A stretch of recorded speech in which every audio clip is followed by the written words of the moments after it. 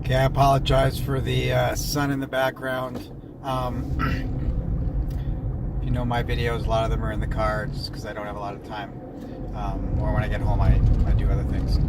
So, anyway, I just wanted to do a commentary about yesterday. My daughter and I went to a movie. It was Tuesday night, and so in Arizona, the local theater, Harkins, does Tuesday Night Classics. So last night was Home Alone, it being December. So it was December 19th yesterday. And this particular theater is reserved seating. So this particular movie, this screening was popular, so they put it into two theaters. So in the first theater, there weren't any good seats left. So in the second theater, I got the best seats that I would have liked. It was like the front row from those crappy true front rows, center, seats 9 and 10, which are the center seats, and it was row D. So we don't have to worry about getting there a little early to find a good seat or anything like that, because it's already taken care of. And that's what's great about those reserved seating. And what's great about Tuesday Night Classics is it doesn't matter which theater you go to, they're all $5. So we're ready. My daughter's excited to see Home Alone, and as I was as well, but I wanted her not to miss any of it. And we were running a little late for movie standards, and they don't play trailers, so we got there right at 7. So I just said, "You go in, sit down, honey, and I'll get the popcorn and the drinks." And so she's comfortable doing that now. And so I go, and the line's crazy, and I probably get into the movie 10, 12 minutes. It started at 7, so like 7:12 or whatever. And I go, and I'm like, as I'm walking up, I'm like noticing that my daughter's not really sitting where I expect 9 and 10 to be, as far as the map that I was directly center. And so then I sit down, and I'm looking like I'm in seat 12, and she's in 11. And I'm like, and she goes, "Yeah, I told the guy," because when she got to this, I didn't find this out till later, but when she showed up, she goes, "My ticket's D9. And he goes, "It must be wrong." This is an adult, right? This guy's like in his 40s. He's with his wife and 4 other people. Of course, I don't have all this information when I arrive, and so my daughter tells me, "Yeah, this guy," and I'm like, "What?" I'm like, at first I'm like, I'm going to sit here. I'm like, no, because I could be sitting in someone else's seat, right? They could be running late just like I was, and then they come, and then I got to go do that. And I'm like, no. And normally in a situation like that, I would have gone to the guy directly, but the fact that he really just kind of was an asshole, because you don't lie to a kid. You're an adult. You need to act accordingly. And you're going to lie to a little girl who's showing you a ticket that says you're sitting in her seat, and you're telling her she's wrong. And so I immediately went into like, how dare you lie to my kid mode. And I thought it would be better that I got management to take care of this, to see how they would deal with it. If they didn't deal with it appropriately, then I would take matters into my own hands. So I went out and got a manager, and I came back with him, and he's like, "Can I see your ticket?" And the guy's like, "Oh, I can't find my ticket. I don't know where I put it. And honey, do you have the tickets?" And so she pulls it out, and they've got this big printed ticket. And yeah, these are our seats. Yeah. And I'm like, we used to have our seats. And he goes, "Well, these, you have to," he goes, "Well, there's lots of empty seats. They could, like, how dare you, first of all, lie to my kid, tell her that she's wrong, then defend, and then tell other people to move when we bought those seats and you have your seats. And they're not as good as my seats. That's why I fucking picked him, you dumb fuck. And I hope you see this online someday, you jerk. Because my daughter's 8 years old. She's a cute little kid. She doesn't need to think that adults are liars and manipulators. And you totally abuse your situation as an adult and saying, "Oh, I'm sorry, honey. Yeah, you're right. We're in the wrong seat. Let's everybody move over." Because that's what you had to do anyway. Right? And the seats that you expected us to sit in turned out to be other people's seats, you douchebag. So I was just like appalled, and my daughter couldn't believe it. And I said, this is life, honey. There's jerks out there. And then when they're wrong, they're not going to just go, "Oh, I'm sorry." They're going to make you feel bad, like, "Oh, why don't you move?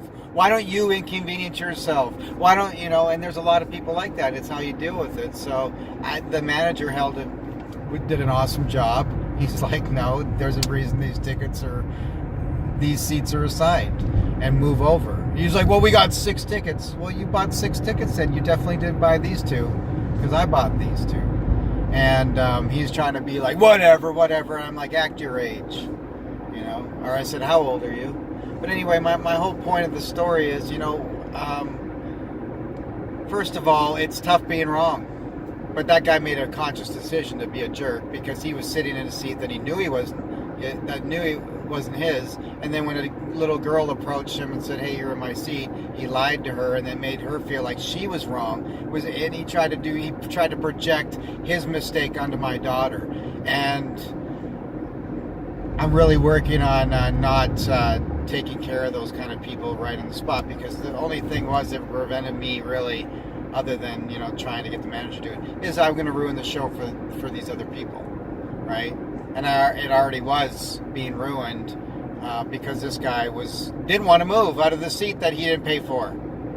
And so I'm like, how embarrassing to be with that person. Not only does he lie to a kid and thinks he's got away with it, then he's going to cause a scene and make it seem like I'm out of line and I should have sat somewhere else. I'm like, I just can't believe the audacity of some people. So I really want this letter to go out. It was at Harkins Camel View on Tuesday, December 19th, 7 o'clock in Theater 2. And, I want it, like, you got to try and set a good example for the kids, because, well, if it wasn't for my daughter, that never would have happened. I would have just said, get out of my seat, But with her, I'm trying to set example. Okay, we'll talk to the manager first, too. Just like in school, we'll talk to the teacher, we'll talk to the principal. In adult life, you don't usually have that chain of command. You just go right to the source, and that guy was a jerk. But, and he knows he's a jerk, and everyone around him knows he was wrong.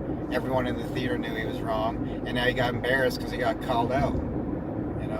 How embarrassing. Don't do shit like that. And definitely do not make my kid out to be a fucking liar and wrong when you're wrong, you little...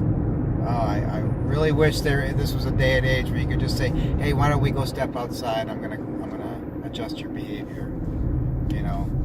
It's bad enough kids have to deal with everything they have to deal with in life, but we don't need to deal with adults telling them they're wrong, calling them liars, pretty much insinuating that my daughter's lying, and when my daughter knows 100% without a shadow of a doubt that she's in the right place, and yet that guy is still telling her she's wrong. That's just unacceptable. And I know I've gone on for a long time with this, but my daughter, she's quite aware, and she brought it to my attention, just sitting there and be like, why are you sitting here? She didn't even wait for me to ask. She's like, this guy over here. And she didn't say it rude or anything like that. She pointed out facts, and she's looking at the ticket like, why are we, how is it possible in this day and age that you have assigned seating and someone's sitting in your seat and telling you pretty much fuck off, I'm sitting where I want to sit. He must have known that person was with an adult. That was a child, 8 years old. She's with an adult, dipshit, and it's just unreal what people will do.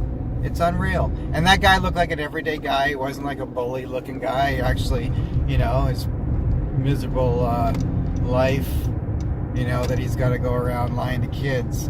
I'm not going to judge him, except for that in that moment when he was a douchebag, And,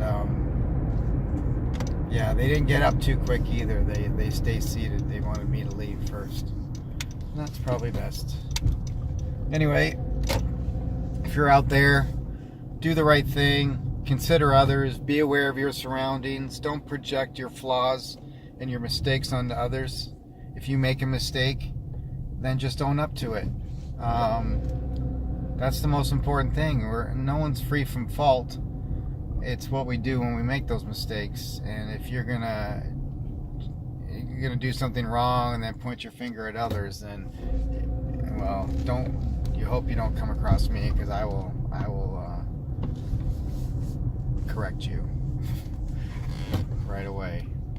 A lot of people just won't do things, and people like that count on people like that to not do things because they're afraid or don't want confrontation, and for whatever the reasons are. And it's just wrong to that's being a bully.